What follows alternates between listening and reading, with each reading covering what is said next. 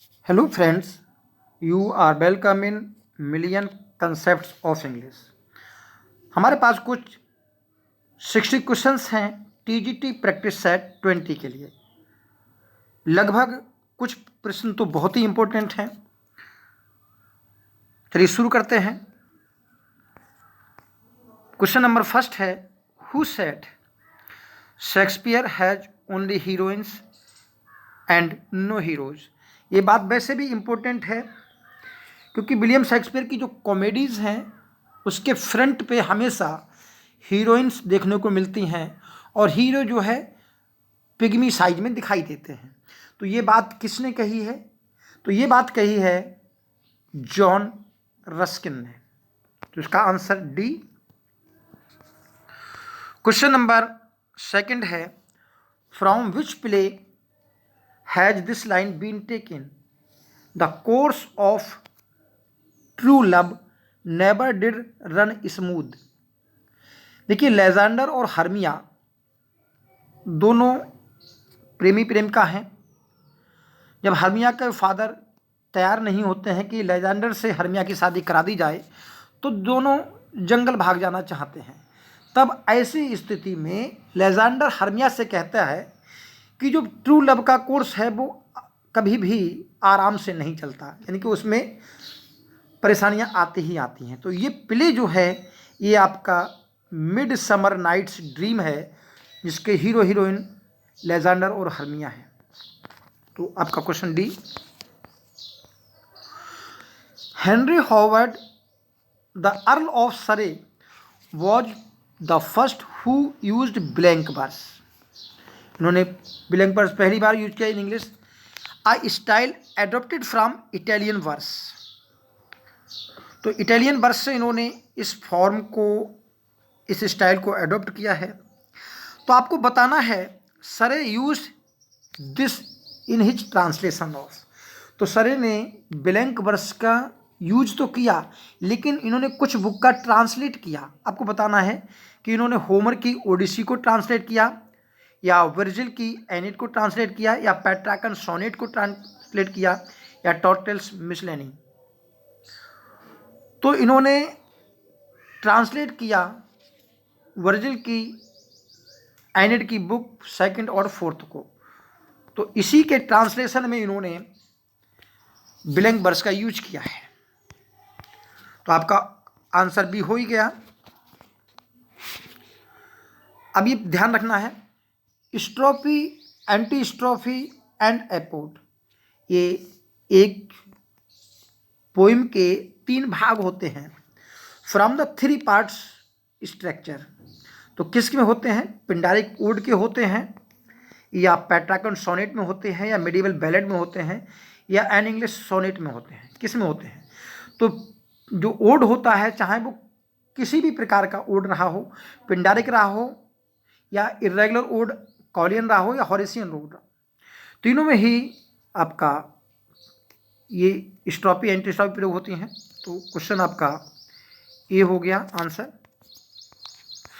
Question number 5th है, which does not ode does not have 3 part structure. किस ode में 3 part structure नहीं होते हैं? स्ट्रोफी एंड एपोड पिंडारिक ओड में नहीं होते हैं। देखिए, पिंडारिक ओड में तो होते ही हैं। कॉलियन ओड इरेगुलर ओड होता है, लेकिन फॉर्म कॉलियन ओड में भी तीनों ही होती हैं, स्ट्रोफी एंटी स्ट्रोफी एपोड, लेकिन उनका सीक्वेंस जो होता है, कोई स्टेंजा बड़ा होता है, कोई छोटा होता है, लेकिन इसमें भी तीनों होती हैं। और हॉरेसियन ओड में भी ये तीनों ही बातें होती हैं, लेकिन स्ट्रक्चर बदल जाता है थोड़ा सा। तो कहने का अर्थ है ये जो स्ट्रोफी एंटी स्ट्रोफी और एपोड तीनों ही प्रकार के ओड में पाए जाते हैं। तो यहाँ पर ऑप्शन आपका डी बनता है। From which play have these lines been taken. किस प्ले से ये लाइन्स ली गई हैं? तो पहले इसका अर्थ पढ़ लेते हैं और आप ऑटोमेटिकली उत्तर लगा देंगे। कम यू स्पिरिट्स, तो यहाँ पर यू स्पिरिट्स का मतलब है यहाँ बुरी आत्माओं का आवाहन किया जा रहा है। दैट टेंड ऑन मॉर्टल थॉट्स, जो मॉर्टल थॉट्स को उकसाती हैं। अनसेक्स में, मुझे यहाँ अनसेक्स कर दो। तो अनसेक्स का यहाँ पर अर्थ है, एक लेडी है, वो कह रहा है कि उसमें जो स्त्री के गुण हैं उसको रहने हटा दो और पुरुष के गुण उसके अंदर ला दो। तो ये है यहाँ पर अनसेक्स करना। And fill me from crown the toe top full, और सिर से लेकर के पैरों के अंगूठे के निशान, नाखून तक, टोटल ऑफ डायरेस्ट क्रुएल्टी, भयंकर निर्दयता भर दो। तो अब मैं इसकी सिचुएशन बता दे रहा हूं। लेडी मैकबेथ को जब मैकबेथ पत्र लिखकर बताता है कि क्या क्या उसके साथ रास्ते में हुआ और विचिस ने कैसे उसके बारे में फोरकास्ट किया, तो वह और ये भी बताता है कि आज रात जो है किंग डंकन महल में ठहरेंगे। तो वो किंग डंकन को मारने की टोटल प्लानिंग बना लेती है। तो कहती है कि मेरे अंदर जो स्त्रीत्व के गुण हैं वो समाप्त हो जाएं, उनको हटा करके निर्दयता भर दी जाए। तो आपका ये किस प्ले से ली गई है पता लग ही गया होगा। ये जो ली गई हैं ये आपकी मैकबेथ से ली गई हैं। क्वेश्चन नंबर 7 है, who says of all his women Imogen is the most perfect. तो ये बात कौन कहता है? ये बात मिसेस जेमसन कहती हैं। और इमोगन जो है सिम्बेलिन प्ले है विलियम शेक्सपियर का, उस प्ले में हीरोइन है और सिम्बेलिन जो किंग है उसकी डॉटर है। और Imogen is the daughter of king Cymbeline in Shakespeare play Cymbeline. एक बात और भी कही जाती है, ये बात किसने कही है बताना है। Imogen perhaps the most tender and the most artless of all Shakespeare women. ये बात कौन कहता है? तो ये बात कही है विलियम हैजलिट ने। ये इंपॉर्टेंट क्वेश्चन बन सकता है, इसलिए इसको ध्यान रखेंगे। क्वेश्चन नंबर 9 जो है ये ग्रामर का है। If he has time he will telephone me. तो आपको बताना है बिल को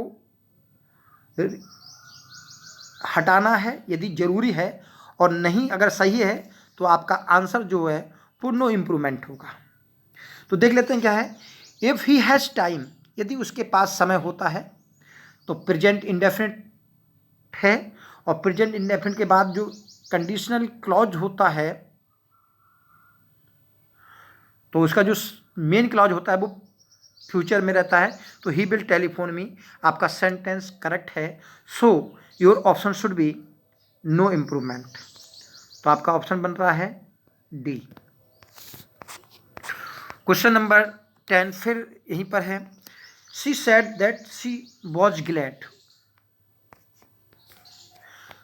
to be here that evening. तो टू बी हेयर, देखिए ये जो आपका सेंटेंस है पास्ट में है, तो नेचुरल है पास्ट में हेयर का देयर हो जाता है, क्योंकि हेयर का देयर पास्ट होता है। तो ऐसी सिचुएशन में your option must be hey there. तो हेयर के देयर कर दीजिए, बाकी सही है। तो आपका ऑप्शन जो है यहाँ पर बी है। I prefer to ride then to walk. इसमें पूरे को चेंज करना है। जो अंडरलाइन पोर्शन है, जो अंडरलाइन पोर्शन है उसमें क्या करना है।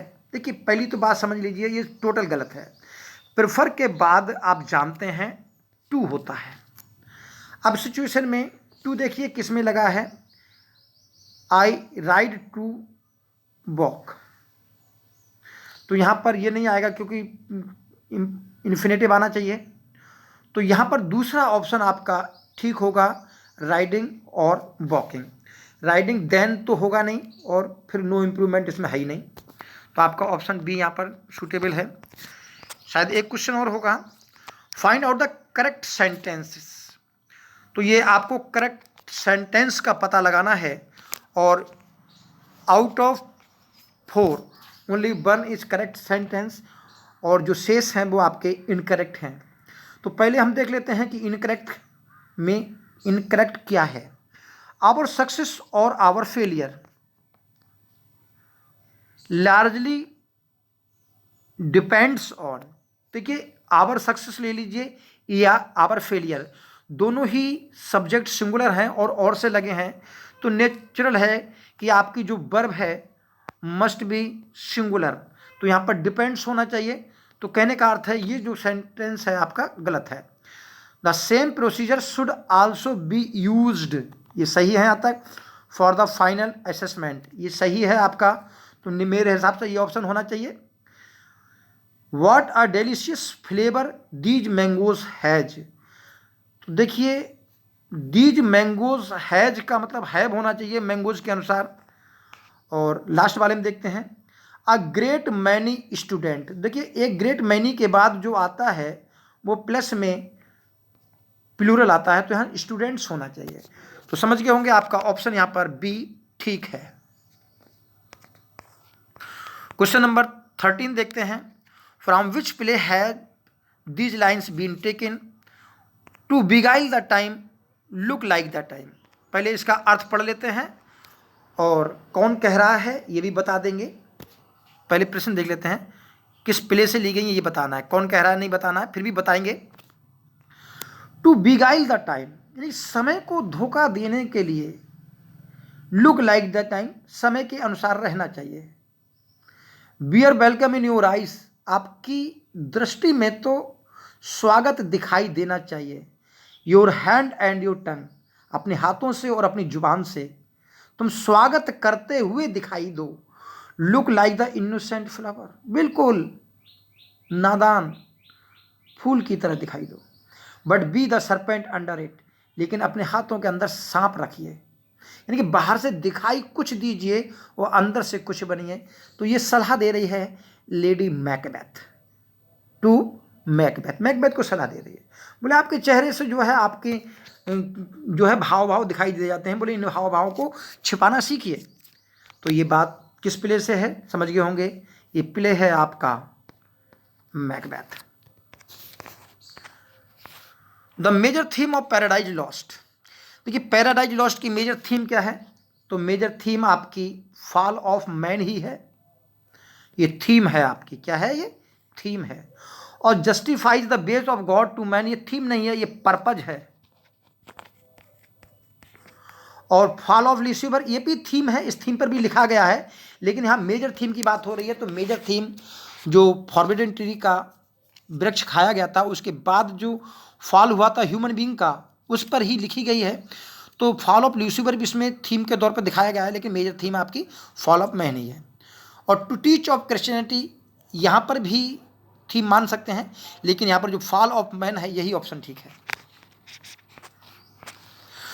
When were arguments added to Paradise Lost, तो इस क्वेश्चन के जवाब में आप समझिए कि आपका जो पैराडाइज लॉस्ट है पब्लिश होता है 1667 में, और इन 10 बुक्स में पब्लिश होता है, और रीपब्लिश होता है 1674 में।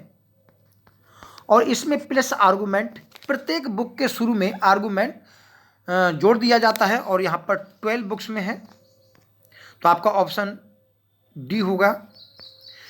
In this lines William Shakespeare describes the beauty of one of his heroines, who is the heroine, देखिए इनकी हीरोइन के बारे में वर्णन किया गया है, सुंदरता के बारे में।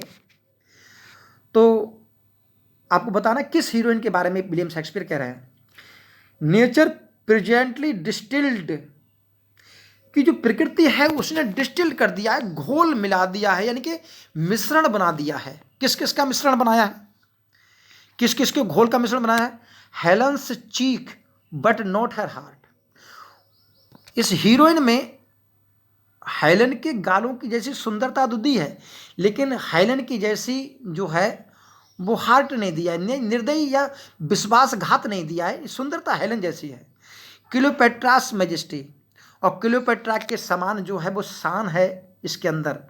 एटलांटास बेटर पार्ट एंड लुक्रियास मोडेस्टी, और अटलांटा की तरह है, और लुक्रिया जो हीरोइन है रेप ऑफ लुक्रीज में जो, उसकी मोडेस्टी है। तो ये किसके बारे में बताया गया है? तो ये बताया गया है, ये वर्णन जो करता है ये एडमंड करता है, उसमें हीरो है एज यू लाइक इट में। तो एज यू लाइक इट में नाम भूल रहा हूँ हीरो का, तो वो हीरोइन के बारे में कहता है। एडगर है शायद। These following lines have been taken from the poem, किस पोइम से ली गई हैं आपको बताना है। What in me is dark, मेरे अंदर जो अंधकार है, इल्यूमाइन, उसको प्रकाशित करिए। What is low raise and support, और जो मेरे अंदर निम्न है उसको उठा करके ऊपर लाइए और उसमें मदद कीजिए।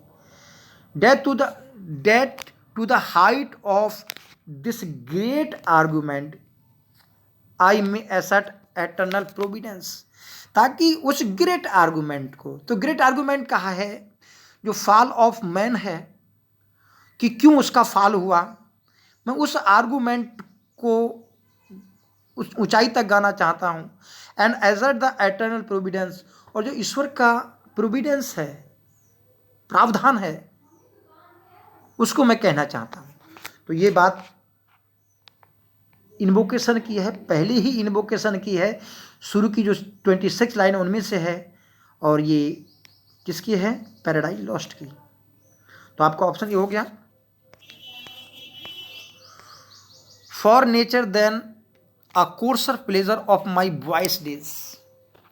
उस समय नेचर, अ कोर्सर प्लेजर, एक आनंद हुआ करता था। कोर्सर माना जैसे एक बच्चा आनंद लेता है उछल कूद वाला।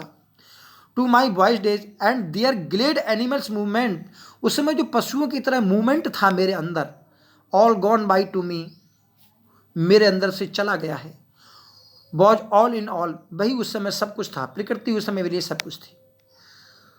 तो आप जानते हैं टिंटर्न एबे में जो प्रकृति के प्रति प्रेम है विलियम वर्ड्सवर्थ का, वो 3 फेसेस में दिखाया गया है। तो आपको बताना है ये कौन सी स्टेज का वर्णन है। तो समझ लिया आपने। तो किस स्टेज के बारे में बात कर रहे हैं बताना है आपको। The second stage in his relationship with nature, the first stage in his relationship with nature, both the first and the second stage in his relationship with nature, या द थर्ड स्टेज। तो देखिए जब भी voice के लड़कपन की बात होती है तो देखिए यहाँ पर ओपन स्पेस में, ओपन नेचर में जब घूमते हैं कभी, तो वो फर्स्ट स्टेज कहलाती है। तो इन सिचुएशन, ऐसी सिचुएशन में आपकी फर्स्ट स्टेज का वर्णन है। तो आपका ऑप्शन बी हो गया। Name the poem which from which the following lines have been taken. We are pressed by heavy loss, हम भारी नियमों से दबे हुए हैं, खाने कमाने के। भारी नियम का मतलब खाने कमाने से, इस दुनिया में आए हैं तो हम, हमारे ऊपर खाने कमाने का बोझ है, जीने का बोझ है। एंड ऑफन ग्लैड नो मोर, और अक्सर ऐसी स्थिति में हम प्रसन्न दिखाई नहीं देते। Be wear a face of joy because we have been glad of yore, यदि कहीं हमारे चेहरे पर प्रसन्नता के भाव आते हैं तो वो भाव वर्तमान के कारण नहीं है। We have been glad of yore, हम पिछले समय में जो समय बीत गया उसमें खुश रहे थे, तो उसी को सोच करके हमारे चेहरे पर हंसी आ जाती, प्रसन्नता आ जाती है। वर्तमान समय में हम प्रसन्न नहीं हैं। तो ये बात मैथ्यू कहता है विलियम वर्ड्सवर्थ से। विलियम वर्ड्सवर्थ 28 वर्ष के युवक होते हैं और वो 72 ईयर्स का एक बूढ़ा व्यक्ति होता है। और ये लाइन ली गई है फाउंटेन अ कन्वर्सेशन से। तो आपका ऑप्शन ए हो गया। Who was Lucifer in Paradise Lost, तो आप जानते हैं ल्यूसीफर पैराडाइज लॉस्ट में सैटन का ही नेम था पहले। In which book Paradise Lost Milton presents Adam and Eve, और या कह सकते हैं in which book Adam and Eve meet, किस बुक में मिलन होता है। तो ये बुक जो है आपकी 4 है, क्या है, 4 में दिखाया जाता है। तो आपका ऑप्शन बी है, क्या है ऑप्शन बी। फोर्टिनब्रास एक करेक्टर है विलियम शेक्सपियर के प्ले का, आपको बताना ये कौन है, किस प्ले से है। एंटोनी क्लियोपेट्रा से, मैकबेथ, ओथेलो या हैमलेट। देखिए फोर्टिनब्रास जो है नॉर्वे का राजकुमार है और ये हैमलेट प्ले में दिखाया गया है। From which play have these lines been taken? My salad days when I was green in judgement cold in blood I say as I said them. ये जो लाइन है ये चार्मिया द्वारा बोली गई हैं और चार्मिया द्वारा नहीं बोली गई हैं। ये चार्मिया क्लियोपेट्रा को थोड़ा सा परेशान करती है कि कहती है कि आपके संबंध जूलियस सीजर से भी रहे थे, तो उसके बारे में कहती है कि माई सैलड डेज। यहाँ पर ये क्लियोपेट्रा कहती है कि वो मेरे कच्चे दिन थे और मैं ग्रीन इन जजमेंट थी, यानी निर्णय लेने की बहुत अच्छी क्षमता नहीं थी, अचानक निर्णय ले लेती थी और मेरे कोल्ड इन ब्लड थी। तो ये बात एंटोनियो क्लियोपेट्रा से है और यही एंटोनियो क्लियोपेट्रा में क्लियोपेट्रा ही ये बातें कहती है। From which play have these lines been taken? Age can not wither her nor custom stale. ना तो एज उसको मुरझा सकती है, यानी कि एज, और नॉर कस्टम स्टेल, ना ही रीति रिवाजों ने उसको बासी किया है। हर इन्फिनाइट वैरायटी, यानी कि क्लियोपेट्रा में जो वैरायटी है वो काफ़ी इन्फिनाइट है। Other women cloy the appetite. दूसरी महिलाएं तो आपकी जो वासना की भूख है उसको तो क्लॉय कर सकती हैं, संतुष्ट कर सकती हैं। And they feed what she makes hungry. लेकिन क्लियोपेट्रा के बाद तो और भूख जागृत हो जाती है। तो ये बात एंटोनियो क्लियोपेट्रा से ली गई है और वार्न वारस जो है वो क्लियोपेट्रा के बारे में कहता है। From which play these lines been taken? बताना किस प्ले से ली गई हैं। Make me a willow cabin at your gate. मैं तुम्हारे गेट पर एक बिलो का केबिन बनाऊंगा। बिले झाड़ियाँ होती हैं और ऐसा कहा जाता है कि बिलो जो वृक्ष होता है, ये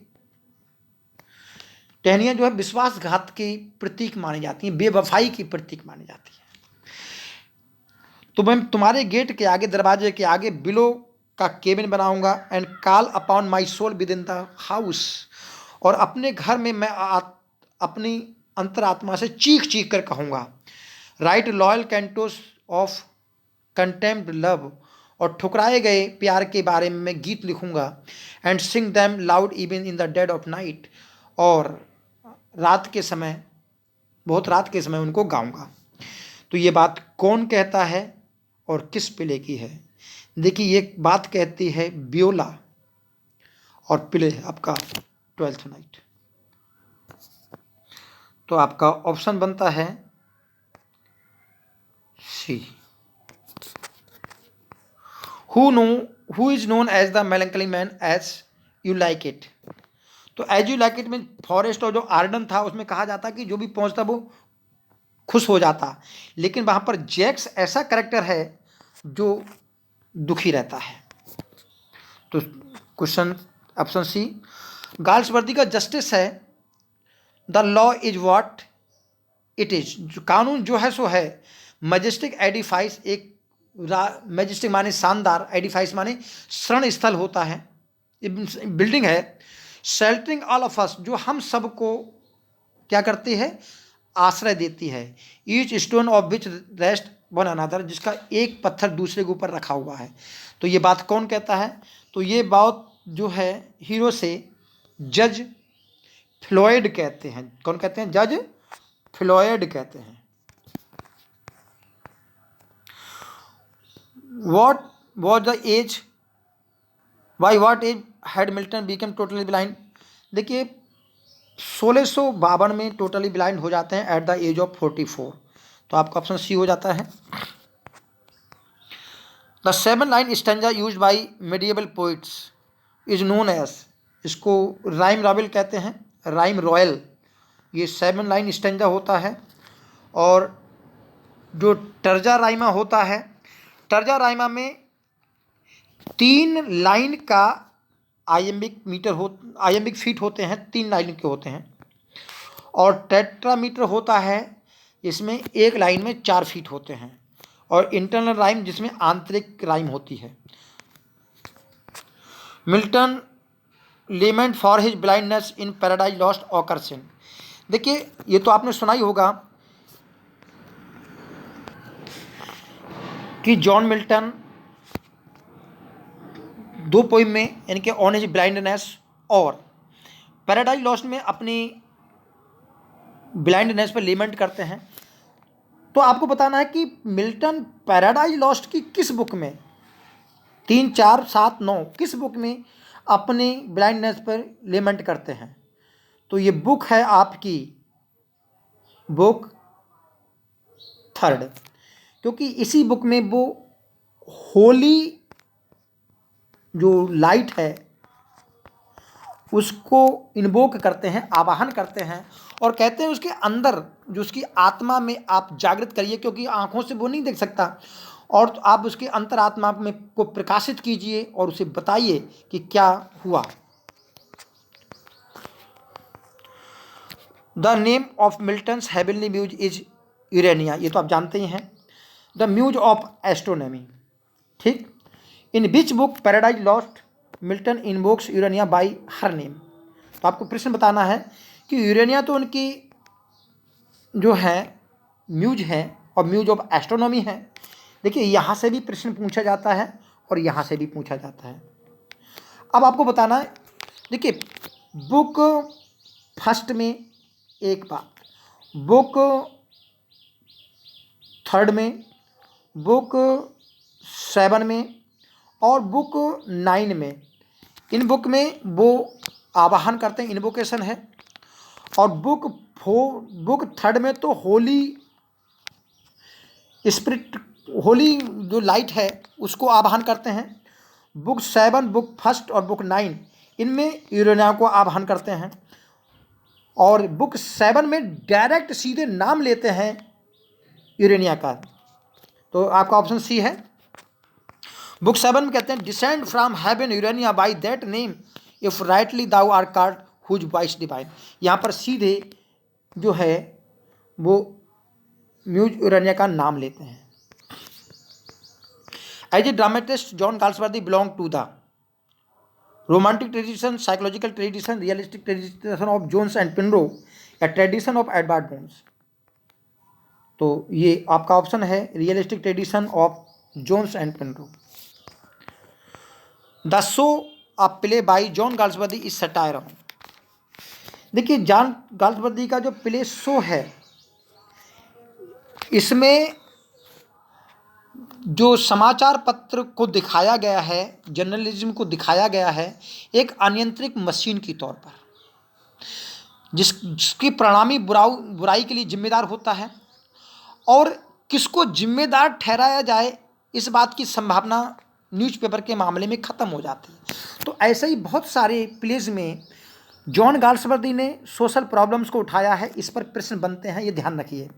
और शो में जर्नलिस्ट की प्रॉब्लम्स को दर्शाया गया है, ठीक है। तो आपका ऑप्शन ये हो गया। तो बहुत सारे प्लेज में बहुत सारी प्रॉब्लम्स को दर्शाया गया है।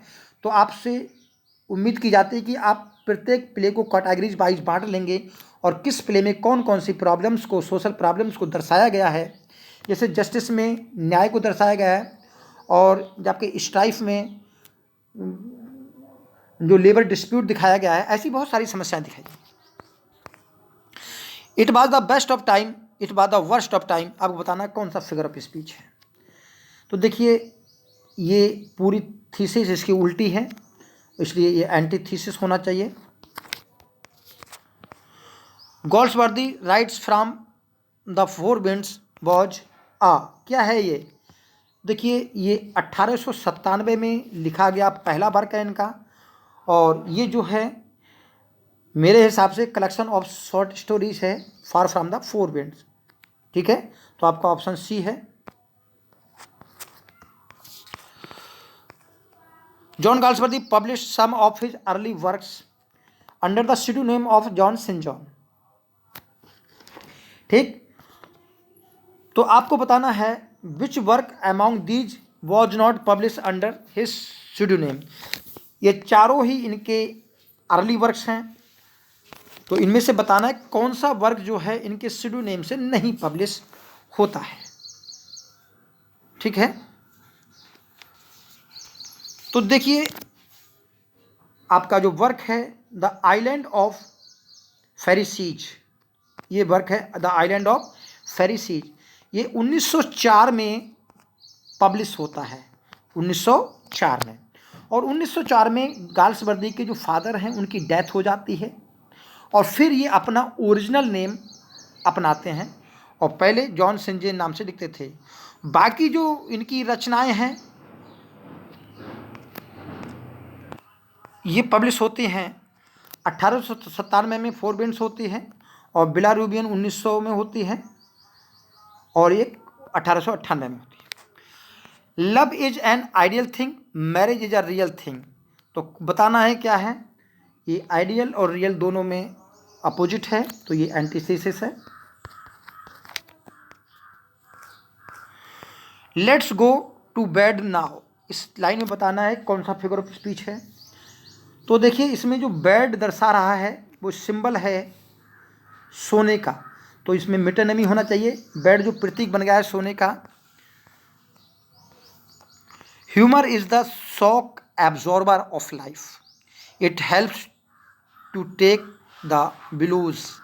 तो कौन सा फिगर ऑफ स्पीच है, ह्यूमर को मान लिया गया है द शॉक एब्जॉर्बर, तो यहाँ पर मेटाफर होना चाहिए। Whirring whirring an alarm clock clang in the dark and silent room, ये अलार्म क्लॉक की आवाज़ आ रही है और जहाँ आवाज़ से सेंस का बोध होता है, सेंस का पता लगाते हैं, तो वहाँ फिगर ऑफ स्पीच होता है ओनोमेटोपोइया। तो आपका ऑप्शन सी होता है। Love looks not with ice but with the mind and therefore the winged Cupid painted blind, ये बात कौन कहता है और किस प्ले से ली गई है। तो देखिए ये प्ले है आपका मिड समर नाइट्स ड्रीम। कौन सा प्ले है, मिड समर नाइट्स ड्रीम। देखिए क्या होता है, आप जानते हैं कि हर्मिया और हेलेना दो हीरोइन हैं। हर्मिया प्यार करती है लेजेंडर से और हेलेना प्यार करती है डिमेट्रिस से। तो क्या होता है कि डिमेट्रिस जो होता है वो हर्मिया के प्यार में पड़ जाता है। तो हेलेना कहती है कि मैं भी तो उतनी सुंदर हूँ। आप जानते हैं कि पग जो है उस फूल का रस उसकी आंखों में निचोड़ देता है, तो जो उसके सामने पड़ता है उससे प्यार करने लगता है। ऐसे ही लेजेंडर के साथ होता है, लेकिन लेजेंडर डिमेट्रिस के साथ होता है, तो डिमेट्रिस हर्मिया के पीछे पड़ जाता है। तो वहाँ पर हेलेना कहती है कि love looks not with eyes, बोले प्यार जो है वो आंखों से नहीं देखता, क्योंकि मैं भी उतनी सुंदर हूँ जितनी कि हर्मिया है, तो मेरी तरफ डिमेट्रियस नहीं देख रहा है, बट विद द माइंड, बल्कि मन से देखता है। यही कारण है कि जो क्यूपिड है उसको अंधा जो है बनाया गया है। Which of the following does not belong to Galsworthy trilogy, Man of Property, the Forsyte Saga, Modern Comedy और the End of the Chapter. तो देखिए मैं बताता चलूँ कि मैन ऑफ प्रॉपर्टी जो है 1906 में लिखा गया और 1922 तक जो नॉवेल्स और दूसरे प्रिंट वो लिखे गए इंटरल्यूड, तो उनका पब्लिकेशन होता है 1922 में फॉरसाइट सागा में। जो ट्रायोलॉजी है फॉरसाइट सागा, और उस फॉरसाइट सागा का एक नॉवेल है मैन ऑफ प्रॉपर्टी। तो इसका ऑप्शन तो ए है, क्योंकि मैन ऑफ प्रॉपर्टी जो है वो ट्रायोलॉजी नहीं है। ट्रायोलॉजी तो ये तीन है, 1 2 3। फॉरसाइट सागा ट्रायोलॉजी है, मॉडर्न कॉमेडी इनकी ट्रायोलॉजी है, और एंड ऑफ द चैप्टर इनकी ट्रायोलॉजी है। ये 1922 में पब्लिश होती है, और मॉडर्न कॉमेडी जो है लगभग पब्लिश होती है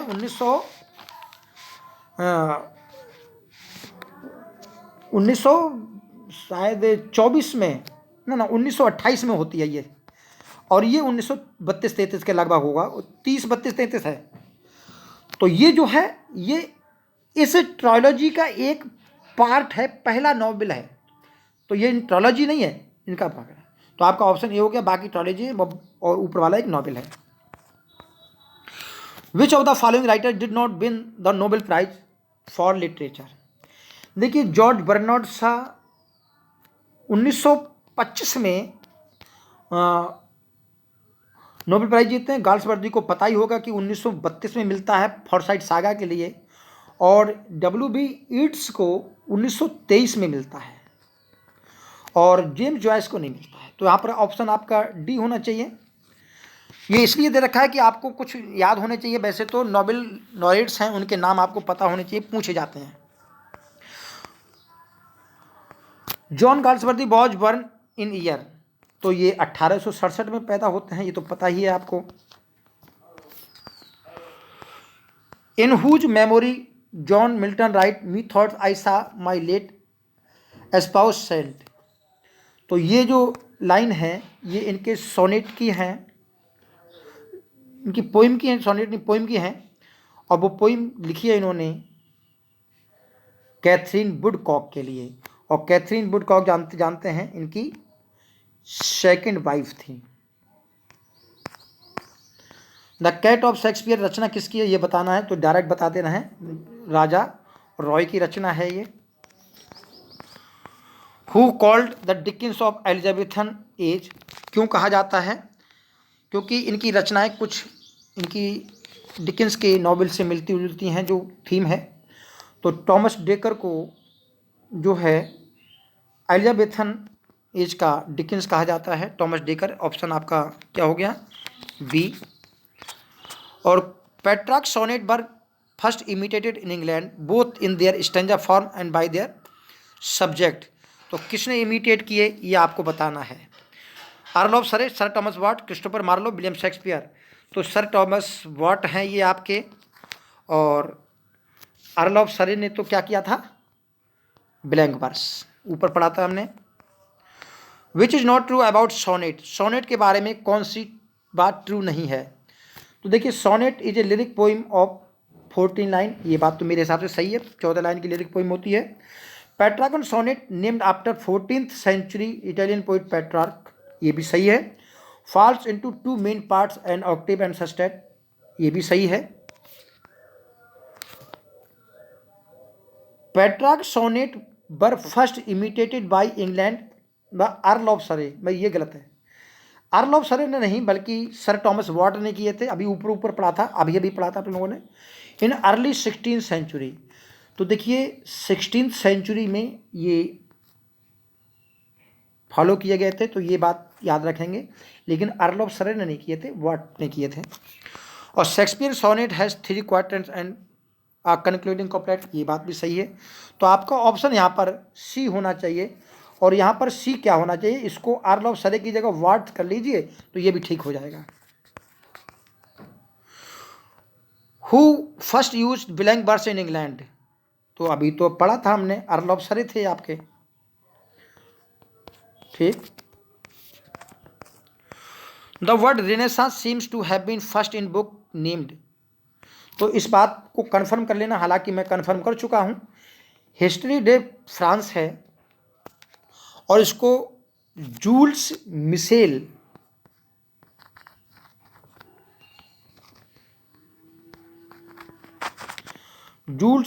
ने इसको लिखा है, इस किताब को। और इसमें ही रेनेसा शब्द का इन्होंने पहली बार प्रयोग किया है। तो आपका ऑप्शन ये हो गया।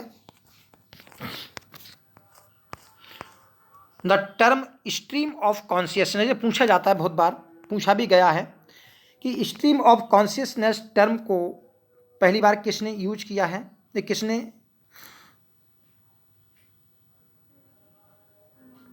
तो इसको विलियम जेम्स ने किया है। तो आपका ऑप्शन सी हो गया।